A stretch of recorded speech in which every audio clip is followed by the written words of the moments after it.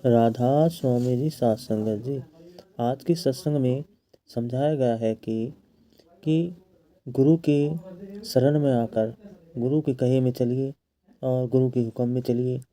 गुरु चाहेगा तो हमें इस भव सागर से पार लगा देगा। आगे सत्संग को सुनिए। सतगुरु के हुक्म के मुताबिक अपने जीवन को ढालते हैं, जो सतगुरु के समझाने के अनुसार भजन बंदगी के द्वारा अपने फैले हुए ख्याल को अपनी आंखों के पीछे इकट्ठा कर लेते हैं। केवल वही मालिक के प्यारे गुरुमुख अपने अंदर उस अद्भुत ज्योत के दर्शन कर सकते हैं। बाकी जो परमार्थ की राह पर सतगुरु की जरूरत कोई नहीं समझते और अपनी ही मन बुद्धि के सहारे उस ज्योत को ढूंढने की कोशिश करते रहते हैं, उनको उस ज्योत के कभी भी दर्शन नहीं होते। वो इसलिए क्योंकि बिना सतगुरु के ना तो कोई अपने घर गया है ना जाएगा। सारी दुनिया के लिए एक ही नियम और कानून है कि जिसको सतगुरु मिल गया, उन्होंने नाम की बख्शिश कर दी, इसने कमाई की, तो इसे अपने अंदर ही उस ज्योत के दर्शन हो गए, यानी इसकी मुक्ति हो गई। सीधा सा हिसाब है। अब यह कानून आज का नहीं, यह युगों युगों से चला आ रहा है कि बिना सतगुरु ना तो कोई अपने अंदर गया है और ना जाएगा।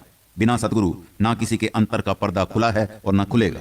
दूसरे लफ्जों में कहें तो जो गुरुमुख बनेगा वह अंदर जाएगा। बिना गुरुमुख बने कोई अंदर जा नहीं सकता। इसलिए अगर सत्संग मिला, सतगुरु भी मिला और नाम भी मिल गया, लेकिन कमाई नहीं की तो भी कोई फायदा नहीं। सत्संग में आने के बावजूद जिसकी रहनी नहीं बदली, यानी जिनकी रूह अभी भी मन के अधीन है, जो अभी भी मन के कहे खाते पीते हैं, मन के कहे विषय विकार भोगते हैं, मन के कहे वहमों भ्रमों और दुनिया के अन्य कर्म कांडों में उलझे रहते हैं, वे ना तो गुरुमुख बने और ना ही अंदर नाम की लज्जत ली और इस दुनिया से भी खाली ही चले गए। इसलिए जीव को चाहिए कि संतों के सत्संग में आए तो पहले खूब खोज और तहकीकात करे, सोचे विचारे, अपने सारे शक और संदेह दूर कर ले।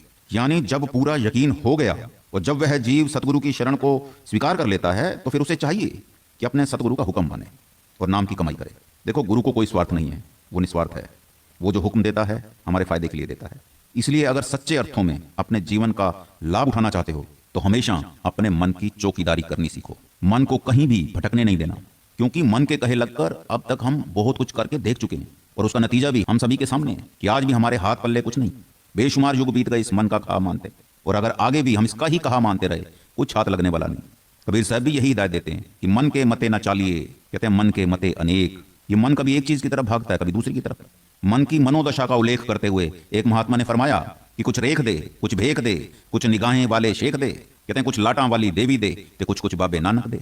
बड़े अफसोस के साथ कहना पड़ता है कि जो व्यक्ति संत सतगुरु की शरण में आने के बावजूद कभी तो ज्योतिषियों के पास जाता है, कभी भेखी साधुओं के पास जाता है, चमत्कारों के पीछे या सुख संपदा हासिल करने के चक्कर में मन के कहे लगकर कर्म कांडों में उलझ जाता है और साथ ही साथ संत सतगुरु का शिष्य होने का भी दिखावा करता रहता है, माफ करना, वह परमार्थ में कभी भी तरक्की नहीं कर सकता। वो इसलिए